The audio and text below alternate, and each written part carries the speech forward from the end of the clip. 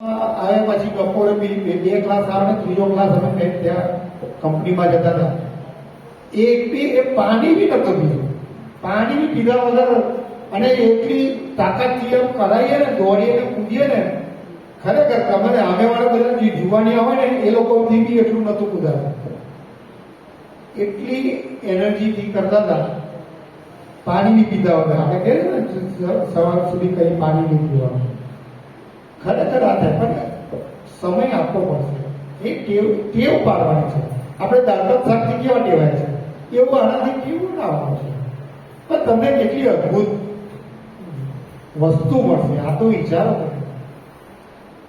એક દિવસ તો ટિકિટ કપાવવાની છે, કન્ફર્મ છે આપણી ટિકિટ, વેટિંગ નથી.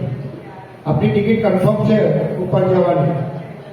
પુષ્પક વિમાન આવવાનું છે, લઈ જવાનું છે, કન્ફર્મ જ છે ટિકિટ. પણ એ ટિકિટમાં જવા માટે આપણે પથારીમાં ઝાડો પેશાબ કરતા હોય એવી પરિસ્થિતિમાં જવું છે કે આવી કઈ શિબિરમાં આવે સમાચાર આવે કાલે તો શિબિરમાં મળે ગયા આજે બરાબર.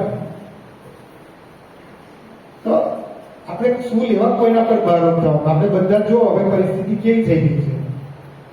એક છોકરો એક છોકરી કાં તો એક જ છોકરો હોય અને કઈ બેંગ્લોર નોકરી કરતો હોય, કઈ કેનેડા ગયો, ઓસ્ટ્રેલિયા ગયો, અને આપણે હું તો એકલા જ છે. કોણ સેવા કરવાનું છે આવી રીતે જશો તો? અને સેવા લેવાની ગમશે ખરી તમને? તમે મને બધા કહો તમને આપણને આવું કે પથારીવશ થઈ જાય, ઝાડો પેશાબ કરવો પડે એવું ગમે છે ખરું? પછી કોને ગમે આવું? પણ એ વખતે પછી ચીડિયા ચૂક ગઈ કે તમે ક્યાં કરે. એ વખતે પસ્તાવો થાય કે ચૌહાણ સાહેબે કીધું હતું અને આ જો કર્યું હોત તો આ પરિસ્થિતિ ના આવે. અને આ હકીકત છે તમને સમજાવો. મારા પોતાના ફાધરને બ્રેન સ્ટ્રોક આવેલો છે અને તે વખતે કેવું થયું હતું એ હું તમને કહું છું. એમને નાનો છે ને, નાનો તો સ્ટ્રોક બહુ બધી વાર આવ્યા હતા.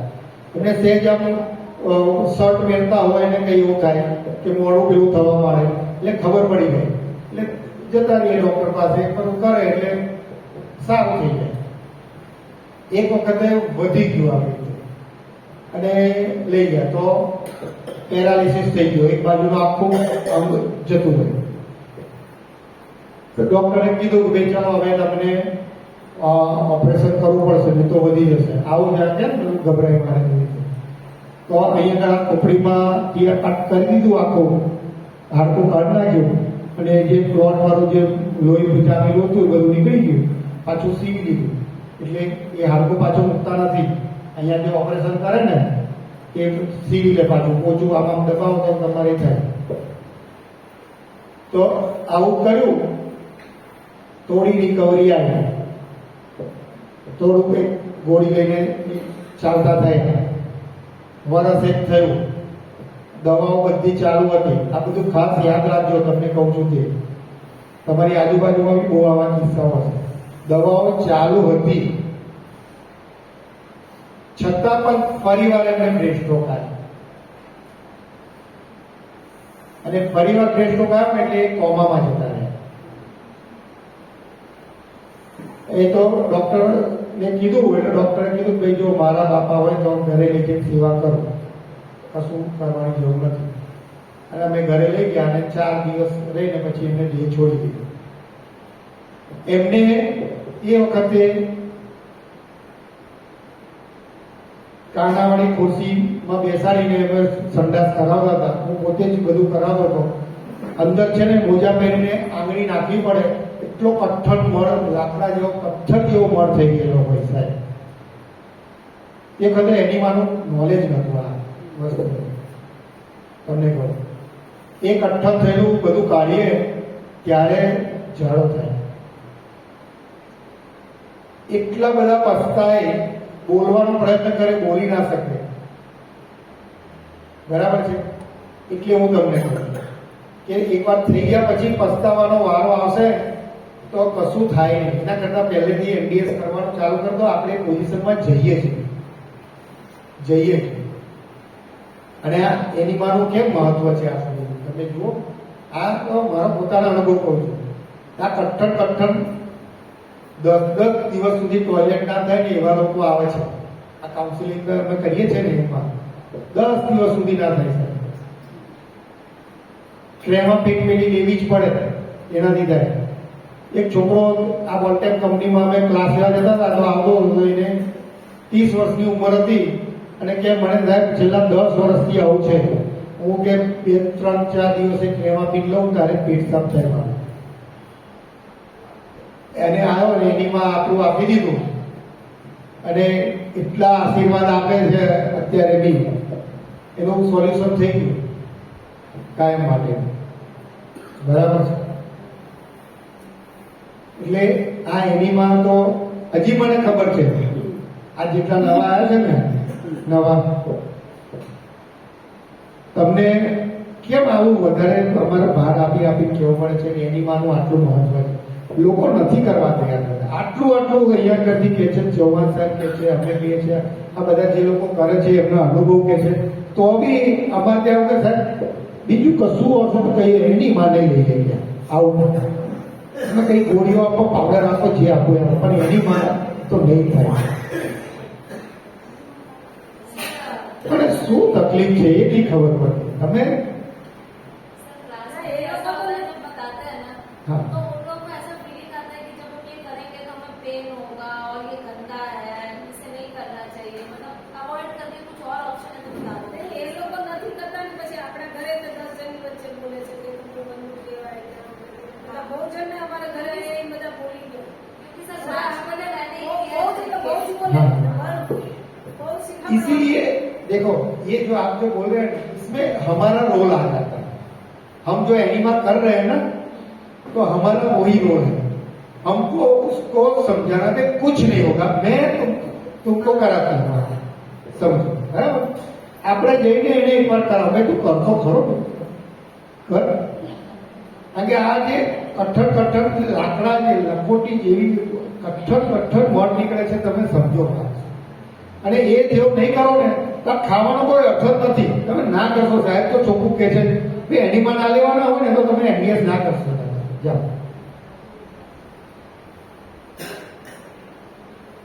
કેમ આવું કેવું પડે છે વિચાર કરો. તમે આ વજન મૂકો છો તો 50 કિલો વજન હોય તો 350 ગ્રામ જ ખાવાનું. 50 કિલો ઓછામાં ઓછું ઓછામાં ઓછું 350. તમે વધારે ખાઓ તો મેં તમને જે ફોર્મ્યુલા આપી એ ઓછામાં ઓછું ખાવા માટેની ફોર્મ્યુલા છે. વધારે તો તમે ખાવું હોય તો ખાઓ ને, એનો ક્યાં સવાલ છે. ઓછામાં ઓછું એટલું ખાશો તો તમને કઈક રિઝલ્ટ દેખાશે એમ. હજુ હા, હવે તમે આપણે ઘણા પૂછીએ છીએ, તમે પૂછીએ ચટણી, હા અમે ચટણી ખાઈએ છીએ ને, અમે કેટલી ચટણી ખાઓ? એક વાટકી ભરેલી હોય 10 જણ વચ્ચે એટલી ચમચી ખાઈએ છીએ. અરે ભાઈ એટલી ના હોય, આપણે એને કેવી વાટકી ભરી ચટણી તમને કેટલી બધી આપીએ છીએ. ચટણી એટલી ખાવાની છે, એનું કારણ સમજાવો તમે. હવે હું તમને 1 કિલો પાલક ખાવાનું કહું તો તમે 40 ખાવાશે તમારા, બરાબર? હવે 1 કિલો પાલકની ચટણી બનાવી દો તો જ્યુસ બનાવી દો એનો, તો જ્યુસ પી જવાય.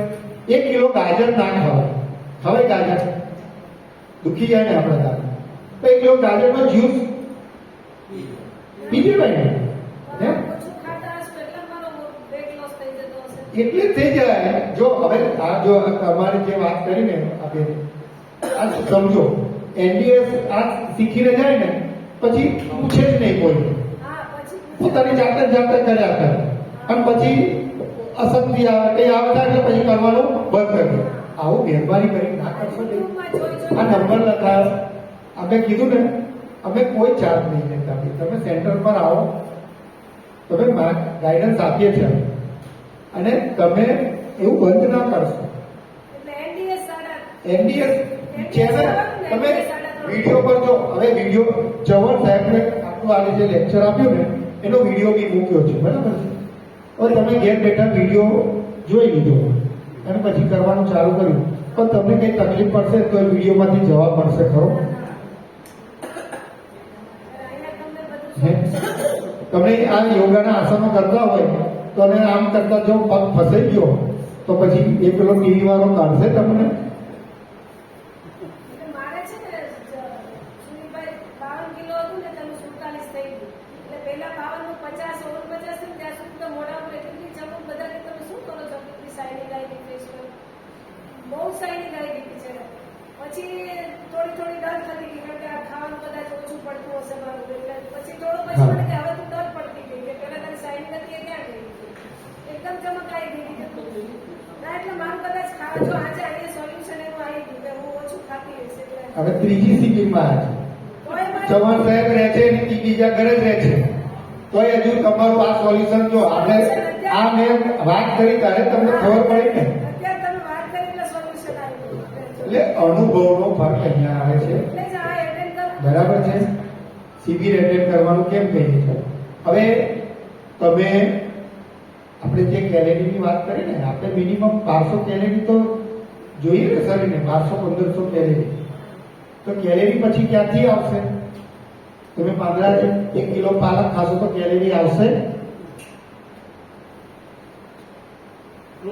બરાબર ને કારણ કે જો આમાં આપણો જે ખોરાક જે છે એ ખોરાકમાં ભાગ પાડેલા છે શક્તિ આપવા વાળો ખોરાક અને વિટામિનનો ખોરાક આપણે જે ખોરાક કહીએ છીએ બરાબર છે તો એમાં નો ડાઉટ એ કન્વર્ટ કરી લે છે પણ એની ક્વોન્ટિટી વધારે જોઈએ એમ ક્વોન્ટિટી કેટલું બધું આખું તમે ગાય કે ભેંસને ચારો ખવડાવતા હોય જેને કોઈ કામ કર્યું તો ખબર હશે કેટલું બધું આપવું પડે છે 10-10 કિલો ખાઈ જાય બરાબર છે તો આપણે તો મેં તો 1 કિલો બી નહીં કે આપણે ફોર્મ્યુલા આપીએ તો તમને કઈ દીધું તો હા એટલે પછી એની અંદર જે આપણે જે ખાવાનું કહીએ છીએ તો તમને જે નટ્સ જે કહીએ છીએ કે તેલીબિયા આપણા બરાબર છે એક તમે ખબર છે ને ચરબી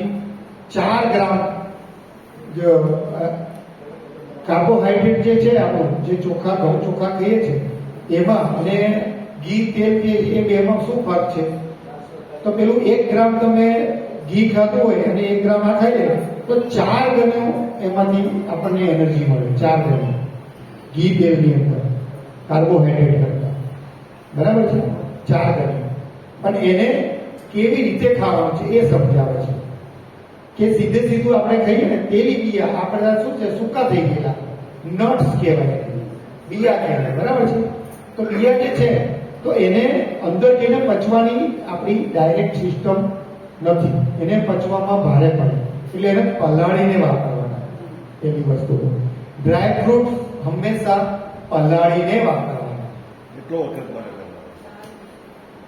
4-5 કલાક તમારું જે સોફ્ટ થઈ જાય બરાબર છે 5-6 કલાક પલાળીને વાપરવાના બહુ સરસ પ્રશ્ન કર્યો ફણગાવેલા મગ જો ફણગાવેલા મગ અને પેલા મગમાં શું ફરક છે બહુ સરસ છે વસ્તુ હવે આ મુદ્દા પર આવ્યા કે જીવિત ખોરાક અને મૃત ખોરાક આપણે જે ખોરાક લેવાના છે એ ખોરાક તમે જુઓ કે લાઈવ છે જીવતો ખોરાક છે કે મરેલો છે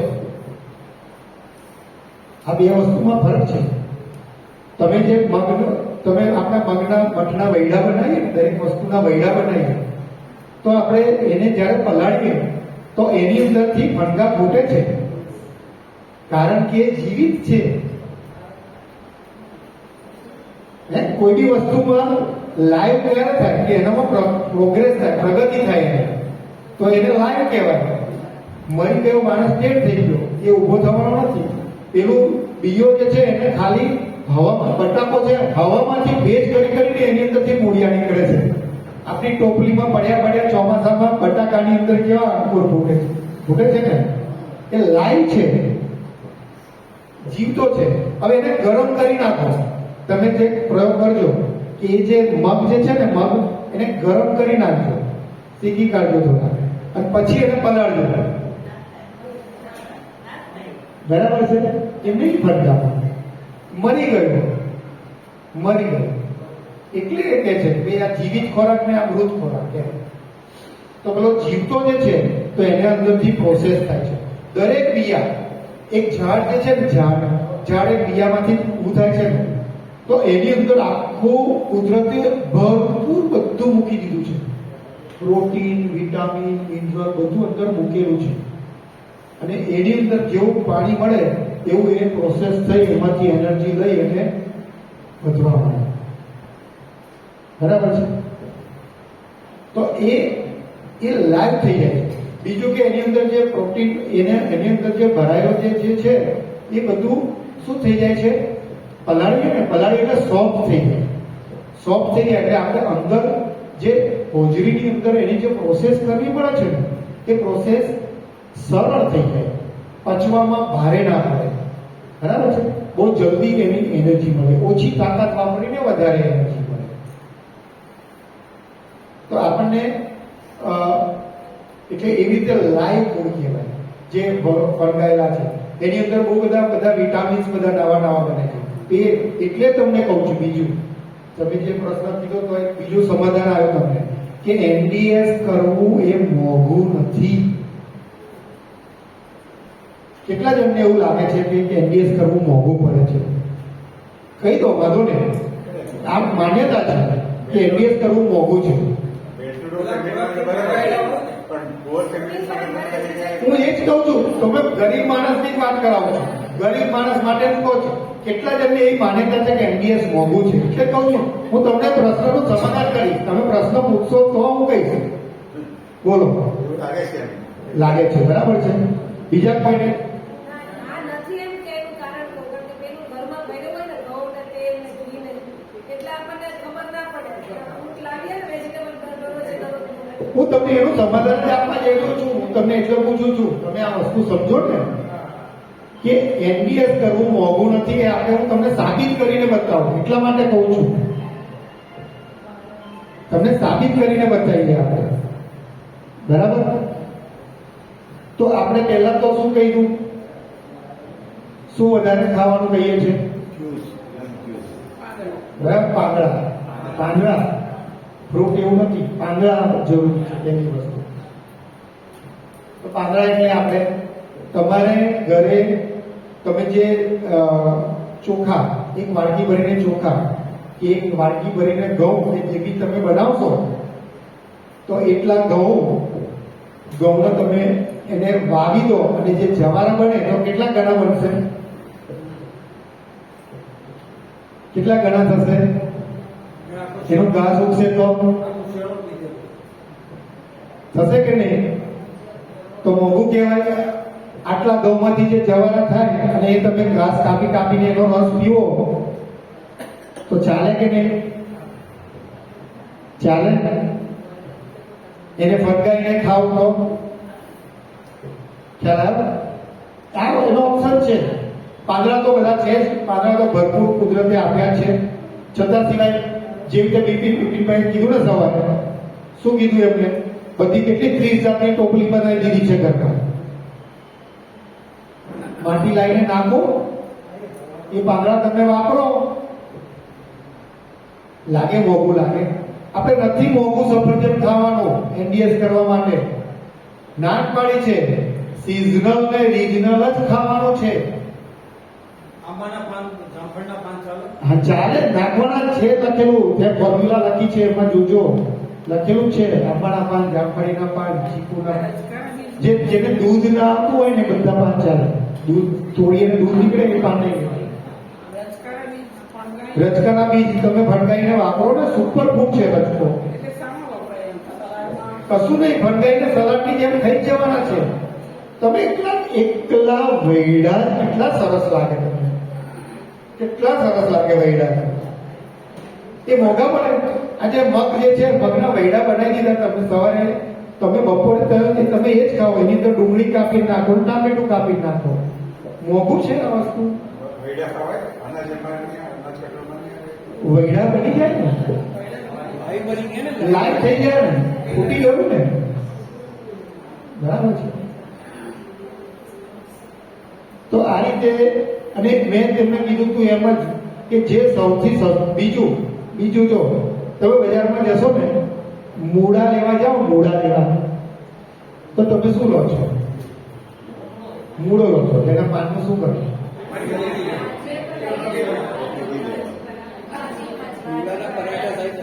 પણ તમે લારી વાળા કહેશો ને કે લઈ જાઓ પાટલા પડ્યા છે અમારી પાસે મફતમાં આપી દેશે.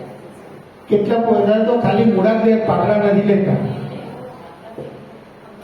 બરાબર, તમે કહેશો ને તો આપી દેશે તમને.